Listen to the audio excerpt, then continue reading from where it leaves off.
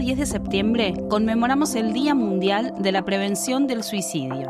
En Argentina, el suicidio constituye la segunda causa de muerte en la adolescencia. En los últimos 30 años, los casos se triplicaron. La información es una importante herramienta de prevención. Por eso, desde Éforo te invitamos a escuchar esta conversación en la que Carla Pitiot, vicepresidenta de nuestra fundación, dialoga con la licenciada Fernanda Azcoitía, directora del Centro de Atención al Suicida, y con el doctor Hernán Alessandria, fundador y referente de Global Psi, para entender y poder contar con más herramientas ante esta delicada problemática. Bueno, muchísimas gracias tanto a Fernanda como a Hernán por estar con nosotros hoy en el marco del Día de la Prevención del Suicidio. Para nosotros desde Éforo, desde hace muchos años, sigue siendo muy importante poner en palabras lo que no se dice o lo que durante mucho tiempo no se animó a hablar, a decir. Y por eso es que tanto la palabra suicidio como la prevención del suicidio son ejes que nosotros desde nuestra fundación son muy importantes. Y en ese sentido estamos muy agradecidos que tanto Fernanda como Hernán nos puedan acompañar en esto que va a ser una conversación para seguir poniendo en agenda la temática, pero sobre todo, y lo conversábamos un poquitito, para cambiar el discurso negativo por un discurso propositivo, por un discurso de vida, de bienestar, porque son tiempos para todos muy difíciles y la realidad es que siempre necesitamos, primero que nadie se salva solo y necesitamos acompañarnos en la vida.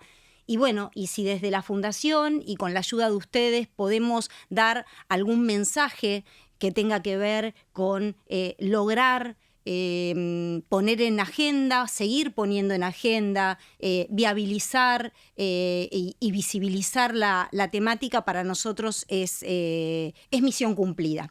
Así que entendiendo que estoy hablando con dos expertos en la materia, yo voy a empezar preguntándole un poco a Fernanda, que hace tantos años que está trabajando en esta temática, en una grave problemática que ha ido creciendo también, y a eso va la pregunta, si tiene que ver los índices que uno lee respecto del aumento de la cantidad de suicidios, y lo quiero focalizar en la cantidad de aumentos de suicidios en los adolescentes e intentos de suicidios de adolescentes, si tiene que ver con que se rompió un tabú para hablarlo, para decirlo y para comunicarlo, o si de alguna manera tiene que ver con, y lo voy a decir de esta manera, con un efecto contagio.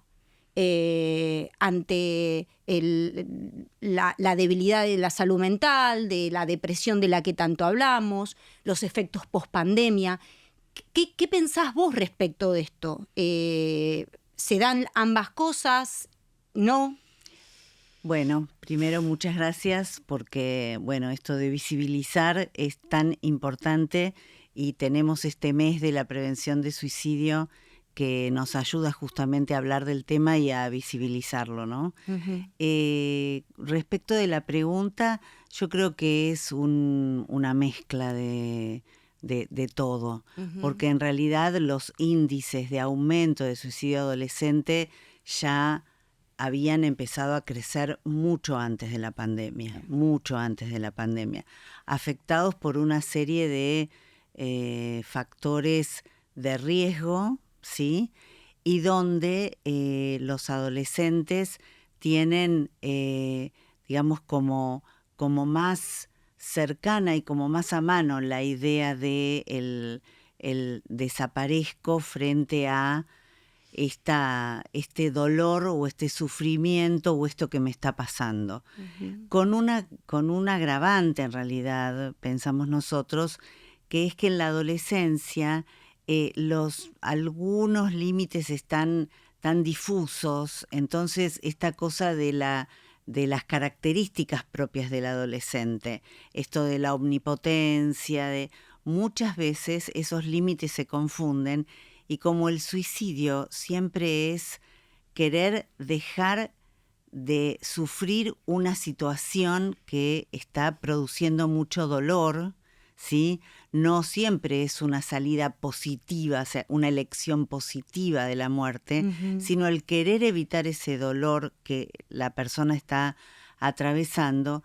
Muchas veces, y conversando con adolescentes lo notamos, aparece esto como posibilidad de salida de esa crisis y de ese dolor psicológico tan insoportable, pero con una fantasía en cierto modo de elimino esto pero después sigo viviendo. ¿Hay algo romántico ahí? Y muchas veces sí, y esto se da en los suicidios que son planificados en forma compartida, a veces en parejas muy jóvenes, en chicos muy jóvenes que deciden quitarse la vida juntos. Esto puede haber, y hay una idea romántica al respecto en la adolescencia. Por eso es tan importante el rol que tenemos los adultos, que tenemos desde las instituciones en esto de acompañar, en esto de clarificar, de animarnos a hablar. Vos hablabas al principio, y ya cierro con esto, pero hablabas al principio de cuánto se ha visibilizado, se puede hablar, etcétera. Y hoy en día me parece que la tarea es justamente, de paso comento que el lema para este año de la IASP, la Asociación Internacional de Prevención de Suicidio, es cambiar la narrativa sobre el suicidio. Entonces, desde las organizaciones, las instituciones, los mensajes comunicacionales, las familias, tener muy claro que es importante trabajar desde los factores protectores. Entonces, cambiar la narrativa, tenemos el desafío por delante de cuál es esa narrativa que tenemos que cambiar y empezar a hablar de factores fortalecedores, de salidas más positivas, ¿no? Hernán, todos hablamos mucho y creo que cualquiera que lea alguna noticia está muy acostumbrado a escuchar la muerte de adolescentes vinculados a homicidios o adolescentes o a no adolescentes y a accidentes viales. Pero muy poco se habla del alto índice de suicidios y qué lugar ocupa en ese ranking, ¿no? Y cuando uno lo lee te sorprende el lugar primordial que ocupa, desgraciadamente, la cantidad de suicidios que se dan en la Argentina y a nivel global. Esa es una de las preguntas o de las inquietudes que tengo respecto de eso. Pero también, cuando uno ve los datos, a mí me sorprendía ya desde hace un tiempo esto de que las mujeres, posiblemente por cuestiones culturales o estereotipos, pero quiero preguntarte qué opinás vos respecto de esto, hay más cantidad de mujeres que se dan casos de tentativa de suicidio, intento de suicidio, pero no los concretan, y en los varones sí, se dan mayores índices de suicidios concretados sin avisos previos o por lo menos sin tanto aviso como el de las mujeres. Mezclé un poco los dos temas, pero me gustaría tu opinión respecto de esto porque me parece que es bueno transmitirlo también, ¿no? Y tiene que ver un poco con lo que decía Fernanda del decir y del hablar. Bien, en principio, gracias por estar acá, a la Fundación Éforo. Es un gusto estar con representantes del CAS, que hace muchos años que están trabajando y para nosotros son una referencia. Y sí, es cierto, las estadísticas de suicidio, primero que están subregistradas, es la segunda causa de muerte en adolescencia en casi todo el mundo y en algunos lugares cerca de la primera. Acá en Argentina hubo un informe del Ministerio de Seguridad de la Nación donde se transforma el suicidio en la primera causa de muerte violenta por encima de los accidentes en el 2022. Dentro de este rompecabezas de datos, ¿no?, que cuesta juntar desde el observatorio, trabajamos en la universidad, desde distintos lugares con el capítulo de psiquiatría positiva. Intentamos reunir información y brindar datos. Y como bien dice Fernanda, con este lema, brindar los datos, primero tener claro, ahora voy con lo de los hombres y las mujeres, pero primero tener claro esto que dice Fernanda, que está muy bien, que es que qué difícil es, charlábamos en la previa, qué difícil es estar, sostener este tema, que te abran la puerta para poder hablar, porque sabemos que hablar del suicidio, nosotros trabajamos como ustedes, como el CAS Global sí trabaja con sobrevivientes, supervivientes, organizaciones del tercer sector, y qué difícil se nos hace articular con el sistema público. Por eso está muy bien que estemos entre organizaciones difundiendo, polinizando, como, bueno, de a poquito que vaya entrando esto de que hablar del suicidio no mata, lo que mata es el silencio. Y esto no lo inventé yo, sino lo que le dije a una madre superviviente de una asociación de España. Entonces, este tema y que hablábamos también con los chicos de la producción, y que decíamos, claro, porque hay que ver qué decís y qué no decís, si eso es correcto, porque no hay que indagar en los métodos o en qué pasó, si pasó, si fue por esto, si por... No, hay que decir, esta es, o sea, si sos un joven, una joven en Argentina o en cualquier parte del mundo, lo más probable, las dos primeras causas de muerte son el accidente de tránsito y el suicidio. Y las dos son súper prevenibles. Entonces, y cuando hablamos de la prevención, estamos hablando de hablar. Y cuando hablamos de hablar, hablamos de decir qué es lo bueno que podemos hacer. Como decía Fernanda, establecer este enfoque equilibrado que dice la psiquiatría positiva, que entró acá en Argentina, que está desde Dilip Jess en todo el mundo, y que habla de ver lo que está mal, que es, bueno, cuáles son los factores de riesgo, la crisis económica, la crisis de la adolescencia, el bullying, los trastornos de la conducta alimentaria, las redes sociales que te indican a cómo tenés que ser y qué diferente te ves y qué mal te sentís, y la vulnerabilidad del cerebro en el adolescente. Eso es lo que está mal, vamos a decir, pero también tenemos que poner, y es nuestro rol, poner delante qué es lo que es fuerte, cuáles son las fortalezas, cuáles son que el optimismo se puede desarrollar, que la resiliencia se puede trabajar, que la felicidad se puede construir. Ustedes sabían, por ejemplo, que hay estudios internacionales muy, muy válidos que hablan de la felicidad. Y dicen, ¿quién es feliz?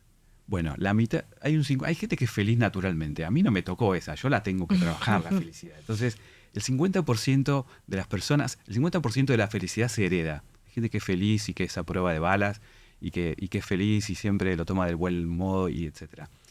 Y después hay un 40% de la felicidad que lo vamos trabajando en el día a día, desde nuestros hábitos, desde nuestra actividad física, nuestra nutrición, nuestra vincularidad, nuestro compromiso social, que se trabaja. Entonces es un muy lindo planteo. Ahora muy lindo mensaje esto que en esta mesa de prevención del suicidio, decir, che, podés trabajar sobre tu felicidad, podés trabajar sobre tu bienestar, así, ¿no? Con pautas muy claras, muy basadas en la evidencia, y que es un 40% de tu felicidad. Más miércoles, es bastante interesante. Y después hay un 10%, porque dice, bueno, ¿qué crisis? Siempre estamos en crisis, en este país, en el mundo, uno ve las noticias en el mundo. Y entonces ahí está, que hay un 10% que en realidad tiene que ver, de la felicidad que tiene que ver con el contexto. O sea que nuestra felicidad no está tan marcada por nuestro contexto, sino por nuestras conductas y cómo asimilamos esas conductas. Y acá voy a lo que decías, que me preguntabas hoy del hombre y la mujer, y que es muy interesante qué pasa con el género en esta situación. ¿Por qué? Porque los hombres, naturalmente, y por esa cuestión del machismo histórico, se nos resulta más difícil poder expresarnos, poder decirnos que nos duele, como decía vos, Fernanda. Me duele el amor, me duele. Entonces quedo como que, flaco, o sea, vos sos hombre, no te puede doler, no podés... No te está permitido ni llorar ni que te duela algo. Claro, no te quejes. Tenés que tener los pantalones puestos. Entonces, frente a eso, el hombre socialmente tiene más instalado esto de no hablar, y la mujer tiene más derecho y más la posibilidad de expresarse. Y eso es muy bueno en esta temática. Por eso, las estadísticas son así. Y hablábamos en el curso que hicimos durante el mes de agosto. Hablábamos, por ejemplo, decía el doctor Girard, esto del machismo y del feminismo, y de que el feminismo en realidad tiene un desafío por delante, que es educar a los machistas, porque el hombre, en gran parte, se matan más 4-1. Cada 4 hombres se matan una mujer. Es un montón. Es un montón. Lo hace por machista, porque no se guarda y y la mujer lo puede expresar. Entonces las mujeres intentan mucho más, pero los hombres tienen también, por razón, son más efectivos y lo hacen de una manera más, en mayor cantidad. Entonces, qué interesante esto. Bueno, pongo el tema, ¿no? Para hacer este ida y vuelta. Sí. De la mujer, o sea, que el feminismo está muy bien y tiene una cantidad de leyes que han hecho crecer y han hecho... Pero nos falta educar, ¿no? Decía Girard, a los hombres para sacar ese machirulo, por decirlo así. Y a mí se me ocurre con lo que decías, esto de la banalización muchas veces cuando se habla de un caso de suicidio, tan livianamente hablar de bueno que valiente o bueno que cobarde, ¿no? Esto de la cobardía y de la valentía jugando en dos polos opuestos, cuando en realidad tiene que ver con una complejidad vinculada con la salud, ¿no? Totalmente. Y ahí pongo el tema de la salud. Y además que, y yo pensaba todo el tiempo en el trasfondo de la salud mental y la prevención en salud mental, y tiene tanto que ver con esto que vos estás trayendo, Hernán, de lo cultural, ¿no? De cómo educamos, de cómo las mujeres educamos, ¿sí? A los varones, pero además esto de que vos estás trayendo de cobarde o valiente es uno de los tantos mitos. No vamos a entrar ahora en todos los mitos, que hay muchos, pero el que hablar de suicidio incita a cometerlo es uno de los grandes mitos. El tema contagio. Claro, y ese es el gran temor que tienen las instituciones educativas en general. Hemos mejorado muchísimo a lo largo de las décadas que lleva el CAS, se ha avanzado muchísimo en esto y hay más apertura. Pero aunque nos cueste a quienes estamos en estos temas vinculados a lo humano y a la humanidad, hay escuelas, hay direcciones de escuelas que todavía hoy no sucede un hecho de suicidio en alguno de sus alumnos y no se animan a abrir el tema y a plantearlo. Y nosotros justamente lo que tratamos de decir es hay que abrir y plantearlo y hablar de la vida, de lo positivo, de los factores protectores, etcétera, porque hay toda una comunidad afectada. Exacto. Entonces, si vos haces como que no pasó nada, en realidad estás aumentando el problema. Y valiente o cobarde, que es el otro gran mito histórico, porque uno podría pensar el CAS lleva 57 años de existencia, yo hace unos 40 y pico que estoy, y desde que yo estoy, que era joven, resulta que se hablaba de ese mito. Mirá. Y uno podría pensar, bueno, en 40 y pico de años, con todo lo que hemos evolucionado como sociedad, ¿cómo sigue esto tan vigente? Y sin embargo sigue muy vigente.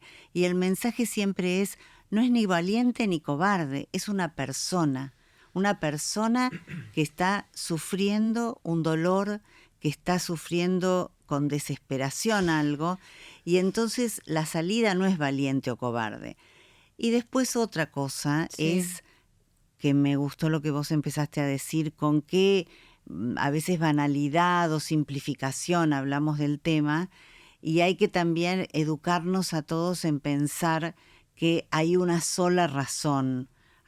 El suicidio siempre es multicausal. Claro.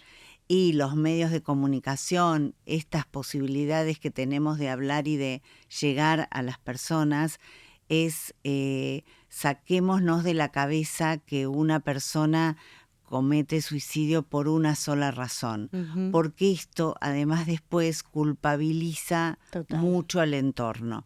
Recordemos esos titulares como adolescente se mata porque su papá no la deja ir a un recital, adolescente se mata porque la profesora de matemáticas no lo aprobó, ¿no?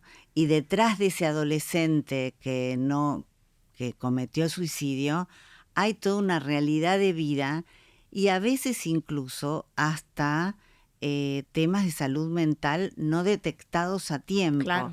Entonces los adultos, y ya termino, los adultos tenemos una responsabilidad enorme en estar en estar más cerca, en agudizar la mirada, en mirar desde otros lugares, en no dejarlos tan solos, en respetar sus espacios y su autonomía, pero estar con una mirada más atenta. Hace poco nos reunimos aquí en Éforo con una temática que tenía que ver con la ludopatía. Total. Y es impresionante la brecha que hay, y no quiero culpabilizar a todos los adultos, pero sí responsabilizar la brecha entre el desconocimiento Absoluto. de padres y docentes respecto de lo que hoy está sucediendo con la ludopatía y la implicancia directa que tiene con las fantasías de muerte y de desaparecer, porque terminan muy endeudados, etcétera, y padres que no tienen la menor idea y han tenido oportunidad de escuchar charlas, pero viste, hay como una especie de una anestesia. Ruptura del vínculo y eso te deja en una soledad. Nos pasa a los adultos, o sea, cuando uno no habla, cuando no dice, cuando no es capaz por cuestiones de temperamento o de personalidad, que uno dice, bueno, uno puede con todo y esto me lo guardo y lo soluciono yo solo, se queda muy solo también para resolver esto. Y en eso, Hernán, sé que algo querías interactuar con Fer, pero esto de lo unidireccional, ¿no? El peligro de decir, bueno, es directamente proporcional el suicidio con la salud mental, la depresión con el suicidio con las adicciones y con lo vinculado con adicciones, con alcohol o drogas. ¿Cómo es esto de comprender o por lo menos transmitir un mensaje de la complejidad?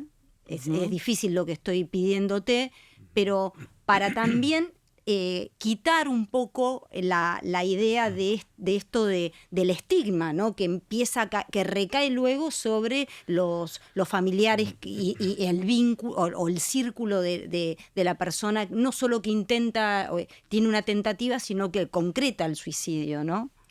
Sí, es muy importante esto que estamos hablando de el estigma y de que sea que estás en una institución o sea que sos un familiar y tuviste la desgracia o tuviste una situación donde algún ser querido cercano tuvo situación de intento de suicidio o de suicidio consumado, abruma la culpa, abruma la vergüenza. Entonces tiende a querer uno retraerse, la institución se desespera, se colapsa. Entonces por eso este tema es tan resistido en las instituciones, decía Fernanda, en educación, qué difícil, y decíamos con vos en la privada, qué difícil, cuántas escuelas nos llaman y después se traba para que vayamos a hablar, entonces hacemos una charla por fuera, porque las docentes desesperadamente dicen, dame herramientas porque tengo... Tienen miedo. Claro, es miedo. Claro. Tengo esta alumna que vino y me dijo que se quiere matar, pero que no le diga al padre, ¿qué hago? Y entonces ahí, y lo eleva y como que no encuentra esa respuesta, más allá de que está todo escrito, porque hay ley, hay reglamentación, el ABC está escrito que es lo que hay que hacer, pero es muy difícil que eso se ponga en acción. Entonces ahí es donde uno tiene que recordar, primero que no hay una respuesta, como estamos diciendo, no estamos hablando de una sola causa. Y esto, cuando hablamos de los medios de comunicación, lo que hay que sí evitar y lo que sí contagia suicidios es, por ejemplo, hubo casos muy famosos, Kurt Cobain, gente muy conocida que se suicidó y que generó una ola de suicidios por identificación. Se llama el efecto Werther. Entonces, eso sí hay que evitar, hay que decir, fulanito se mató por amor y por esto, hizo así, así. Entonces, quizás mucha gente vulnerable se identifica con esa situación y pasa al acto. Eso es lo que sí hay que evitar de los medios. ¿Bien? Pero lo que sí está bien y tenemos que hablar es decir, bueno, en la población, por ejemplo, adolescentes, las personas, chicos y chicas menores de 15 años, en esa primera etapa de la vida se manifiestan alrededor del 50% de las enfermedades mentales. O sea que hasta los 15, Totalmente. a partir de los 15 se van a desarrollar el 50% de los trastornos mentales de la población en general. Dato duro de la Organización Mundial de la Salud. Bien. Sabemos además que en los países como el nuestro y como Latinoamérica, de las enfermedades mentales, el 85% de las personas no tienen acceso no estoy hablando de este momento específico, sino de una estadística de la Organización Mundial de la Salud General. El 85% no tiene acceso a un tratamiento en salud mental adecuado. Con lo cual no tiene diagnóstico tampoco. Entonces, o por lo económico, o por lo social, o porque no accedió a un tratamiento adecuado desde la ciencia, lo que sea. Entonces, es mucho. Estamos hablando de datos duros de la Organización Mundial de la Salud. Entonces, si vamos juntando que las enfermedades mentales se desarrollan con gran potencia a partir de la adolescencia, más de un 50%, que el 85% no tiene acceso, y además sabemos, y hablábamos de esto, que las redes sociales, y hoy día las redes sociales te llevan a donde querés ir, y si vos estás vulnerable y apretás suicidio, muerte, oscuridad, te lleva hacia el suicidio, muerte, oscuridad, como el caso, el caso Molly, en Reino Unido. Hubo una chica de unos 15 años, chica normal, familia normal, y se suicida, y nadie entiende por qué. Dice, ¿qué pasó? Entonces se hace todo un peritaje, y en realidad ella, con un perfil falso en las redes sociales, ella estaba deprimida, no lo mostraba, pero en las redes sociales lo expresaba, y las redes sociales la fueron encaminando, ¿sí?, hacia el suicidio, porque hay muchas formas en las redes sociales que te llevan, así como decís, quiero viajar a Cuba, y te van llegando todos los mensajitos. o sea, la inteligencia artificial no es ética, las redes sociales no tienen una ética, y entonces Reino Unido está haciendo una demanda a las redes sociales ya hace unos años por este caso. Entonces, digo, y para redondear, la adolescencia es una etapa muy vulnerable. Las redes sociales nos pasan por arriba. Los chicos, o sea, mis hijos se levantan, van a la heladera, están así. Entonces yo, ¿viste? A la hora de la mesa, basta, pagamos todo. Sí. Pero es cómo hacemos como padres, como docentes, como profes de los clubes de barrio. Bueno, nuestra palabra es la palabra que más valor tiene que tener, y ahí hay que hablar, decir y escuchar, ¿sí? Y decir, bueno, puede ser que las redes sociales te digan que seas perfecta, que seas una Barbie, pero esto no es así. O sea, esto tiene un montón de filtros, te están vendiendo esto.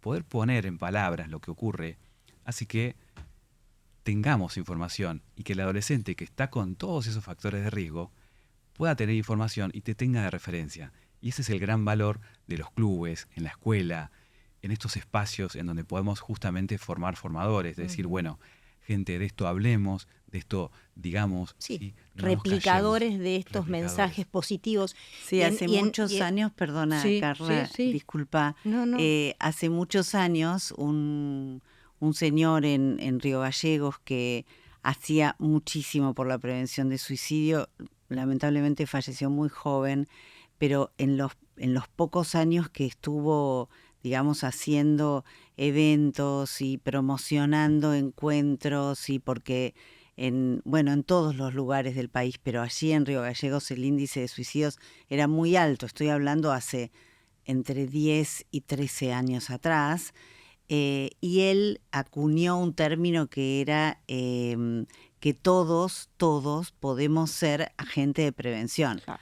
Absolutamente todos. Uh-huh. Y él invitaba a jóvenes de la localidad, a jóvenes el que quisiera, se llenaba el lugar que él proponía, porque los invitaba a ser agentes de prevención en sus propios grupos. Con sus pares, ¿no? Y era bueno. Con sus pares, y era muy bueno. Y entonces nosotros, a partir de trabajar con Reinaldo, se llamaba en Río Gallegos, en todas las intervenciones que tenemos en distintos lugares, animamos a las personas, no importa el lugar que ocupen, en el lugar que ocupan en la sociedad, claramente pueden ser agentes de prevención. Después, por supuesto que hay una intervención profesional, y hay que tratar de, no hay que cargar a las personas con la responsabilidad de vos sos el salvador, porque en realidad nadie salva a nadie. En realidad es cada uno el que puede, digamos, hacer consigo mismo, como decías hace un rato explicando sobre la felicidad. Pero sí, todos somos parte de quienes miramos, observamos, estamos atentos, ponemos una mano en el hombro, estamos dispuestos a conversar, pescamos las sutilezas de los otros, pero para eso hay que estar muy conectado con uno mismo y con el otro. Con el otro. Por eso les pregunto a ambos, debe haber, la pregunta es, ¿hay maneras de abordarlo? ¿Hay alertas que uno puede tener en cuenta? Porque cualquiera de nosotros se puede encontrar en una situación en la que algo te haga ruido, no solo con un familiar, sino con alguna persona cercana. Entonces, esto de la escucha atenta, de estar conectado, hay signos que pueden alertar sobre esto y hay determinadas conductas que ustedes las podrían denominar como conductas suicidas.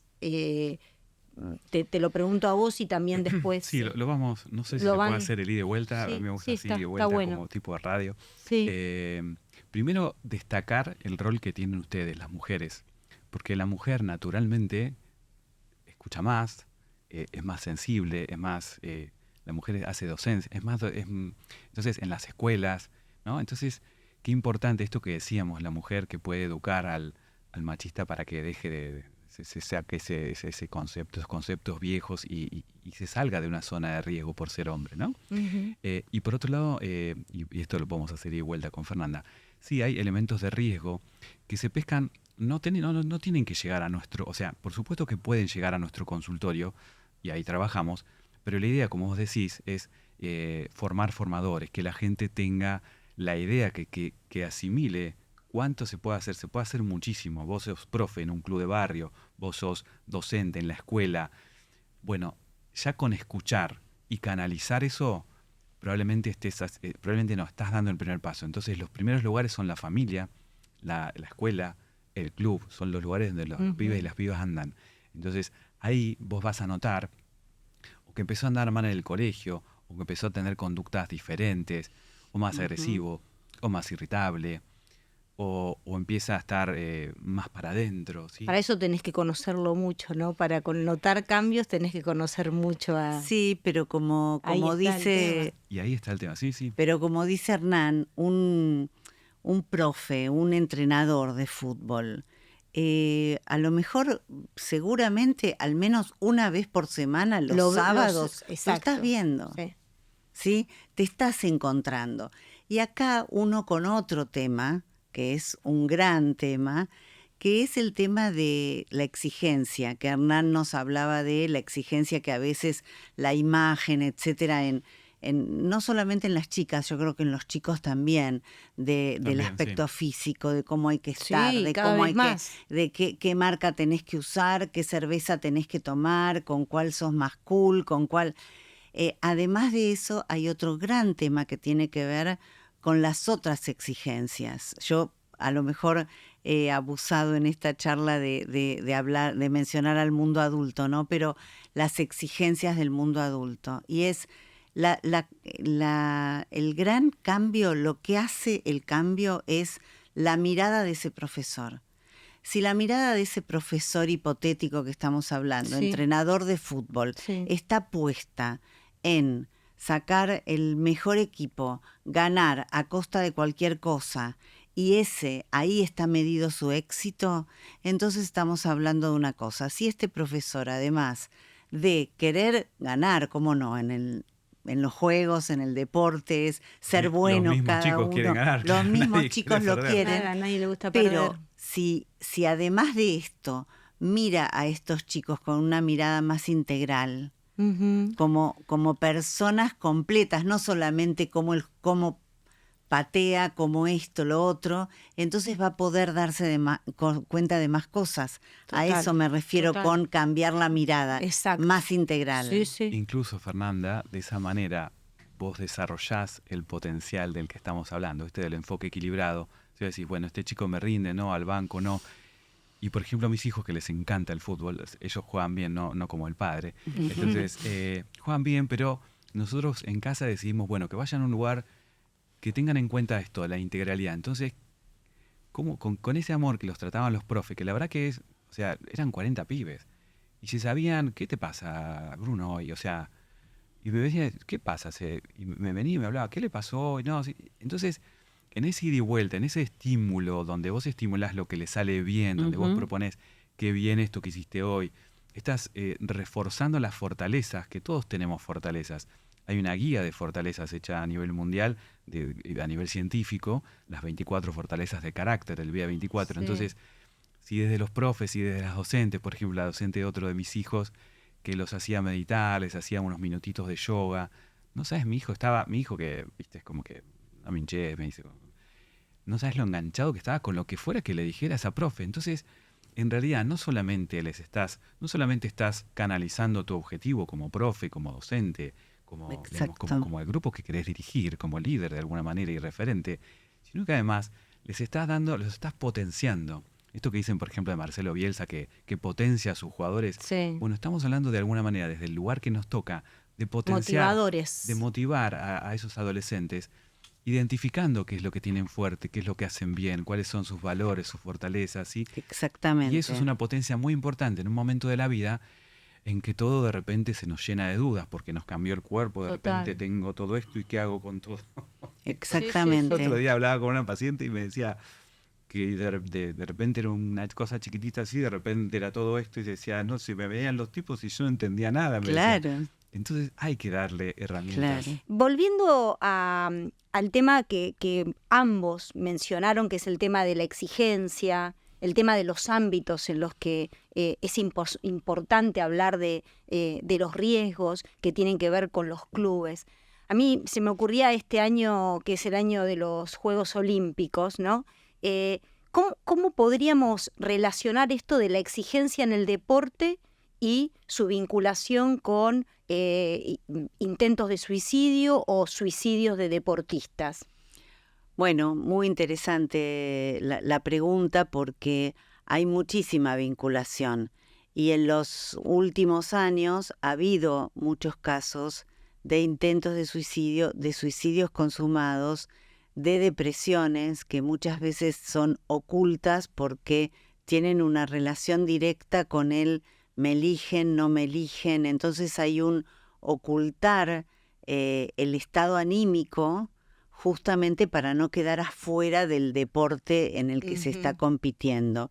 Y realmente ha habido casos emblemáticos, todos conocemos, y si buscamos en las noticias están los videos de jugadores de fútbol que se han suicidado. Hay un video muy interesante del hermano de un jugador de fútbol que habla y motiva a todos a expresar sus sentimientos, a no guardarse. Y luego también hay otro de un boxeador que tenía que jugar, competir, pelear una pelea de boxeo, creo que era en Australia. Y bueno, justo un amigo el día anterior se había suicidado y él lloraba frente a las cámaras, vinculando incluso esto al tema de género que vos traías antes, Hernán, y también motivaba a expresar los sentimientos, porque estos son ámbitos donde hay una relación directa entre estado anímico y rendimiento deportivo. Y ahí tenemos que poner el foco, mucho cuidado con la exigencia y bueno, también educar y promover salud en esos ámbitos. Tal cual. Me viene a la mente un jugador de la selección de Brasil que en esa exigencia de ser el 9, el goleador, y no fue convocado y que y le costó decirlo, pero finalmente lo dijo y habló de lo deprimido que estaba y de que había pensado en suicidarse. Y nosotros hablamos de los jugadores de fútbol porque es lo que más tenemos, o sea, es emblemático en este país y en todo el mundo el jugador de fútbol. Pero estas exigencias, y esto que cómo se liga con el hombre, que tenés que ser un gran jugador, no podés sufrir, no podés expresarte, vos tenés que ser de hierro, ¿viste? Tenés que ser un blindado.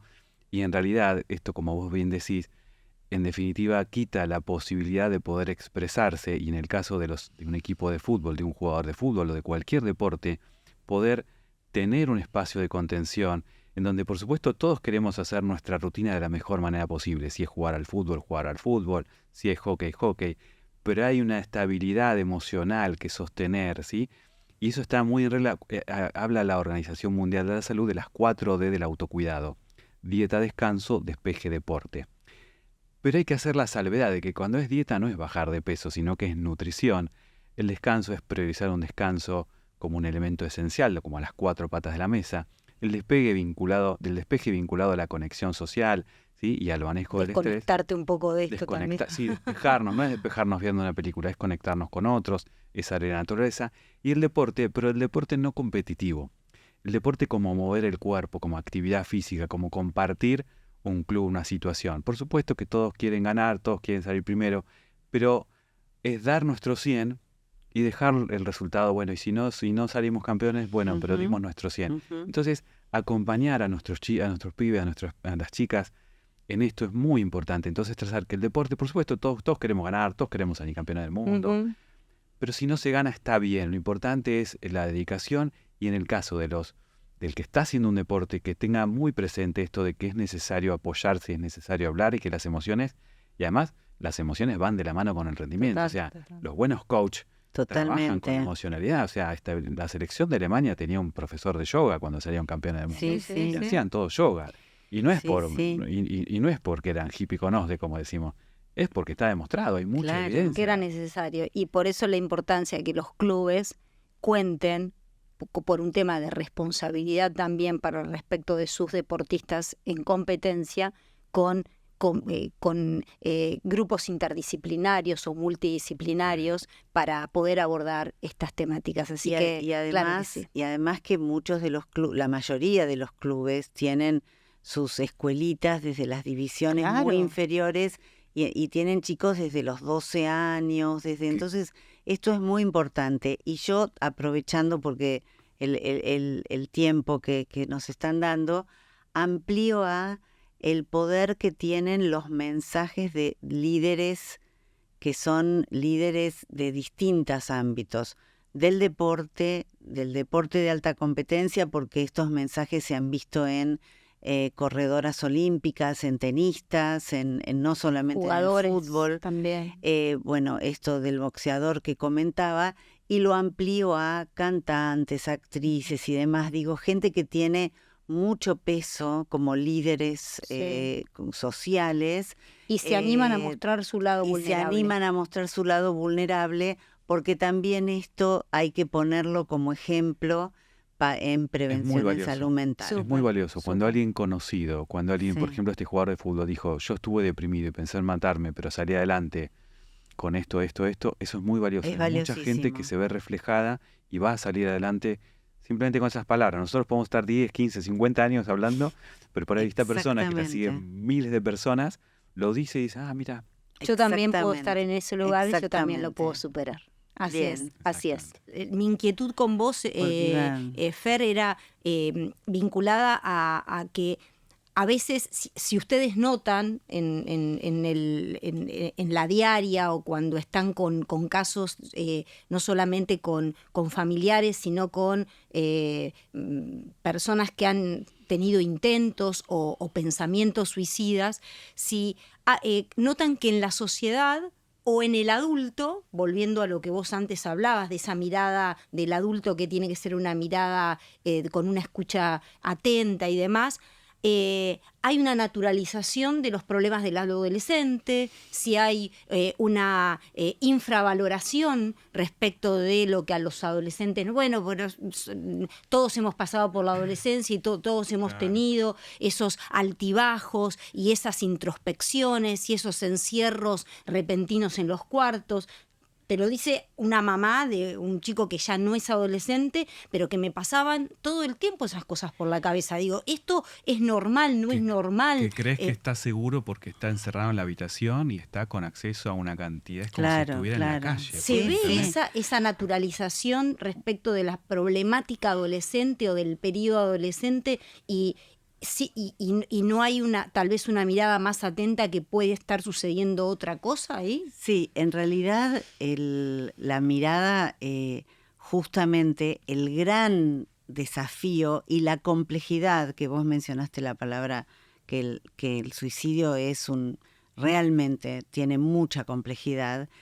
Una de las complejidades es esta. Mira. Que muchos de las señales que vos mencionabas tienen que ver, se tocan con características normales de la adolescencia. Sí. Entonces vos decís, bueno, el aislamiento y está aislado. Entonces, ¿esto qué significa? ¿Que está pensando en el suicidio? No, significa que necesita cerrar la puerta, estar con él mismo, etcétera.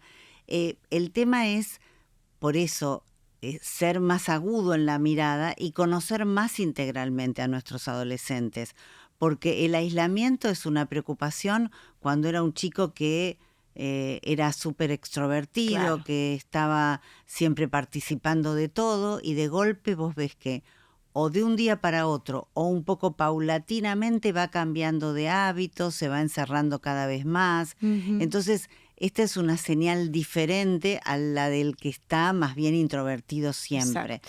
Entonces, ese es el gran desafío, Bien. mirar justamente estas sutilezas, porque muchas son iguales. Y lo que sí a nosotros nos preocupa desde nuestra institución es que vos lo mencionabas, bueno, qué es lo que la gente dice y si esto se naturaliza, Sí. es que, a ver, antes, décadas atrás, el gran tema era que el suicidio estaba silenciado, oculto. Era un estigma, hoy sigue siéndolo, pero antes mucho más.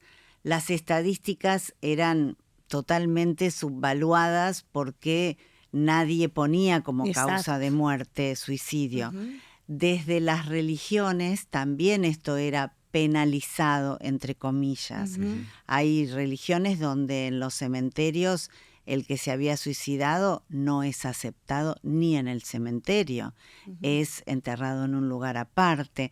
Lo pongo como ejemplos, ¿no? Sí, sí. Venimos de toda aquella cultura, aunque el suicidio existe desde que Sí, el sí. hombre está en la tierra, pero esto al irse abriendo se habla cada vez más. Y acá tenemos un riesgo desde nuestra mirada, Sí. que es naturalizar demasiado el tema. Bien. Porque en algunos ámbitos se está hablando mucho, pero se habla desde, y sí, es una realidad acto, se habla con pesimismo, no desde la mirada positiva, como decías vos antes, Hernán. Se habla como esta cosa de, y bueno, esto es así, no podemos hacer nada para cambiarlo, nuestros adolescentes están cada vez peor, Sí, sí. cada vez hay más conductas de Claro. riesgo, cada vez hay más Por riesgo. eso ahí se me ocurre... No nos acostumbremos. No, hay por que eso seguir hay que haciendo. seguir haciendo cosas y Exacto. positivas. Ahí lo que se me ocurre, Hernán, es preguntarte cómo hacemos o cuál es la mejor manera de acompañar a aquel que tenga algún pensamiento suicida desde una mirada positiva. Vos hablabas esto de la felicidad, me gustó como instalante el tema de la felicidad, no desde una felicidad banal, Claro. y vos como instalás el tema de el cambio de relato, ¿no? de la forma en que uno expresa. ¿Cómo se podría hacer de una manera sintética? Sé que es muchísimo más complejo, pero alguien que tenga un pensamiento suicida y que pueda lograr expresarlo, ¿no? Bien, buena pregunta. En primer lugar, esto de escuchar. Y para eso hay que estar atento a que esto existe. Uh-huh. En ese sentido, sí es bueno que se hable, coincido con Fernanda, hay que hablar y tenemos que estar con las orejas atentos, sensibles. Uh-huh. En segundo lugar, no banalizar implica, uy, sí, qué problema, es como que sí, los accidentes de tránsito, el suicidio. Ujú. No, mismo entre los chicos, entre las chicas está muy banal. No, es un tema. Si hay un llamado de atención, más vale una de más que una de menos. ¿Sí? Vamos y consultamos. ¿Sí? Bien. Esto, si sos papá, si sos mamá, si estás en la escuela, vas y buscas ayuda al referente Profesional. más cercano que tengas. Absolutamente. Bien. Totalmente. Eso es innegociable. Esto es básico en materia de suicidio. No subestimar señales. Perfecto. Nunca supongas, no pasa nada, o sea, sí, bueno, pero siempre hace lo mismo. Nunca subestimar. En ese sentido coincidimos plenamente, no naturalizar. Ujú. Desde Global City siempre ahí después le dejamos un QR de unas capacitaciones que tenemos abiertas, Buenísimo. gratuitas, para que puedan compartir. No naturalizar. Y después, una de las cosas que decimos, y para que la gente también pueda decir, bueno, puedo hablar de suicidio, de prevención del suicidio, es con una estrategia mundial de la Organización Mundial de la Salud, que es Vive la Vida. Es un programa de la Organización Mundial de la Salud que se llama Vive la Vida, que promueve el desarrollo de habilidades blandas en adolescentes. Y uno lo liga con la psicología positiva de Martin Seligman, como pararte, que habla de el modelo PERMA de la felicidad. Uh-huh. Emociones positivas, incentivar y desarrollar las emociones positivas. ¿Qué te salió bien? ¿En qué decime 3 cosas a la noche con tus hijos, anotá 3 cosas en las que te fue bien, por las que sos feliz. Me tomé un rico café, tuve una linda charla. No tiene que ser nada despampanante, tiene que ser... me tomé un rico café, salió el sol y me llamó la abuela. ¿Entendés? Entonces, emociones positivas, trabajar las emociones positivas, relaciones, trabajar la vincularidad no tóxica, que los adolescentes hablan mucho. Bueno, vincular las relaciones sanas, las relaciones, la vincularidad, conectarnos. El engagement, que es la implicación social, conectarnos con alguna actividad, si estás con el club de handball, si estás con el club de fútbol, si estás con... Conectarte con otros en una actividad que va más allá de tu ombligo, te da vida, te da energía. Eso es un elemento de felicidad. Meaning, que es significado. Estamos hablando de, entonces, ser positivos, de conectarnos con los otros y conectarnos de una manera que implica un objetivo. Que un día nos puede gustar una cosa, otro de otra, pero estar en movimiento. Encontrar un significado y darle sentido. Decir, bueno, hoy esto me salió bien. No sé, hoy tuve esta charla y no me puse nervioso. Bien. Hoy me salió bien. Un logro. Un logro. Entonces, con cada pequeña cosa. Y accomplishment es, digamos, esto de poner en el lugar adecuado, o sea, ir construyéndonos a partir de nuestros logros. Nuestros fracasos nos enseñan todo el tiempo, son nuestros mejores maestros, pero realmente al adolescente hay que decir, qué bien que te salió esto hoy, ¿sí? Eso es como apoyar desde lo positivo. Entonces son 5 elementos que le hacen al bienestar, que son muy, muy simples. Básicamente estar en movimiento, implicarse, estimular lo positivo, ¿sí? Y ponernos en valor. Buenísimo. Parece fácil, pero no debe ser tan fácil. Y yo diría algo previo a todo esto, que es previo o concomitante con todo esto, que es no por poner la mirada negativa, sino por poner la mirada realista, que cuando todo esto no es posible, aunque vos lo estés desarrollando con todo un grupo e intentando en lo personal, intentando en lo familiar, intentando en un colegio, en un club, en todas estas premisas que Hernán nos está dando, estemos abiertos a preguntarnos qué pasa con el tema de algo de base en salud mental. ¿Por qué? Porque justamente, bueno, y UNICEF lo viene diciendo en los informes que hace año a año, que el gran elemento de prevención es la detección temprana de los problemas de salud mental, y hay a lo largo y a lo ancho de todo el país muchas dificultades de salud mental no atendidas. No diagnosticadas. Exactamente. Y son lugares donde todo esto que vos estás diciendo no permea, porque justamente hay algo más de base que tiene que ser tratado. Siempre ante la duda, entonces hay que consultar. Hay que consultar, hay que dar acceso, hay que brindar y facilitar el acceso a un profesional de la salud. Sí. Ahí le quiero preguntar a ambos, ya para cerrar, si alguien necesita información, si alguien se siente convocado para hacer una consulta porque se siente con alguna necesidad, alguna duda, cómo recurrir, dónde recurrir, y eso se lo pregunto a ambos, tanto en CAS como Global, si me pueden los dos dar algún dato, alguna información respecto de que cómo se pueden acercar las personas que necesitan hoy ayuda. Bueno, empiezo. El CAS es una línea de ayuda telefónica que, además de asistencia, Centro de Asistencia al Suicida, que tiene un número gratuito que es el 135. Como es regionalizado, nosotros ya hace varios años tenemos un 0800 que pueden consultar en nuestra página, porque ahora si no es difícil de anotar, etcétera, pero nuestra página web es asistencialsuicida.org.ar, ¿sí? Y en redes sociales estamos como CAS o como asistencialsuicida.ar. Nuestras intervenciones son a través de la línea telefónica, que es anónima, que es gratuita, que es confidencial, y que la gente puede llamar de 8 de la mañana a 0 horas, a las 12 de la noche. Es un voluntariado, con lo cual todas las recomendaciones que nosotros damos son hacia herramientas y lugares de asistencia pública. En la página también hay una serie de lugares de asistencia pública gratuita. En algunos casos alguien puede llamar y decir, no, yo tengo mi obra social, mi prepaga, los orientamos desde ahí, pero no hay un interés en derivar a algún lugar en particular. Y además lo que hacemos es asistir a organizaciones, grupos de personas, escuelas, etcétera, que nos piden intervenciones más personalizadas, que bueno, esas no son anónimas, pero siempre desde el voluntariado. Que de paso invito a quienes quieran sumarse, pueden también a través de la página web inscribirse para nuestros cursos de entrenamiento. Gracias. Y bueno, Hernán, Global, contanos un poco qué es y cómo se pueden acercar a Global.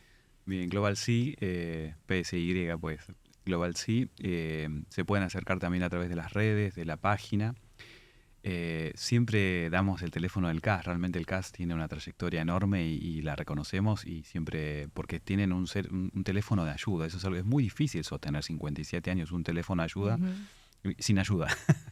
¿No? Es un teléfono de ayuda sin ayuda, porque es una ONG, así que en ese sentido nos sacamos el sombrero y siempre convocamos al CAS a poder llamar en caso de asistencia. Nosotros nos enfocamos mucho en divulgación, capacitación e investigación. Tenemos un recursero, trabajamos, estoy yo como podría estar Juan José Fernández, presidente del capítulo de suicidología, o Héctor Basile, presidente de la Red Mundial de Suicidología, o el presidente de la AAP, Ricardo Corral, o sea, tenemos una cantidad, o Alfredo Brunetti desde la Mesa de Salud Mental de la Universidad Nacional de La Plata. Buscamos, establecer una red cada vez mayor, un colectivo para esta divulgación y capacitación que llegue a más gente. Como dije, voy a dejarles el QR para que puedan revisar el curso que dimos, que tiene todos estos temas, desde la alimentación, desde la escuela, desde el club, desde el adulto mayor, y que realmente son disparadores para poder abordar temas que están siempre atravesando la temática del suicidio. Entonces nuestro foco es más, no tenemos un 0800, nos encantaría, pero realmente admiramos y lo llevamos con el CAS, pero sí buscamos mucho hacer esto. Hay mucha demanda de ir y capacitar. Cuando hay algún hecho trágico, un suicidio, hay que ir enseguida, en las primeras 24, 48 horas. Es una cuestión epidémica, un suicidio trae a otro. Entonces, nunca hay que descuidarse. Cuando hay un suicidio tenés que levantar el teléfono rojo, donde sea que estés. Cuando hay un suicidio, la prevención es lo primero que tenés que hacer. Tenés que ir y ver quiénes son las personas vulnerables que están alrededor. Entonces, en esto necesitamos educarnos y educar a todas las personas que pueden tener ese acceso. Es como siempre digo RCP. Todos, no sé si hicieron algún curso de RCP. Sí. Bueno, ¿por qué? Porque si alguna vez te cruzás en la calle con alguien y está en un paro cardíaco, quizás lo puedas rescatar. Tenés que Estamos estar hablando preparado. de una persona y andás a ver si te cruzás alguna vez con alguien. Bueno, deberíamos estar todos absolutamente preparados para poder identificar situaciones de riesgo y poder levantar nuestro teléfono rojo y darle ayuda. Y la importancia que también tiene el acompañamiento a los familiares, a los amigos de quienes tomaron la decisión de suicidarse. Así que bueno, muy agradecida con ambos, muy agradecidos desde Éforo por habernos acompañado hoy, y la verdad que es muy importante cerrar con este mensaje que ustedes nos están dando, de que realmente hablar de suicidio previene suicidios, sacarnos los prejuicios, sacarnos el estigma, sacarnos el tabú de hablar, de decir las cosas por su nombre, que es la mejor manera, por supuesto, de abordar los problemas. Decir, hablar, levantar la voz, y es la manera también de ayudar. Así que muchísimas gracias a ambos por habernos acompañado. Gracias por estar. Gracias. Muchas gracias a ustedes que siempre están aquí también acompañándonos en todas estas tareas de difusión y prevención. Así que muchas gracias por el compromiso. Gracias, Fernanda. Gracias, Muchas Hernán. gracias, ambas. Adiós. Si vos o alguien cercano necesita ayuda, acordate que podés comunicarte con total confianza y confidencialidad al Centro de Atención al Suicida en la línea 135 o al 5275 1135 o 0800-345-1435 desde todo el país. A nivel nacional hay una nueva línea telefónica y gratuita para la orientación y apoyo en la urgencia de salud mental. Es el 0800-999-0091. Y si estás en AMBA, comunícate durante las 24 horas al 0800-222-2223. La salud mental es cosa de todos, no estamos solos.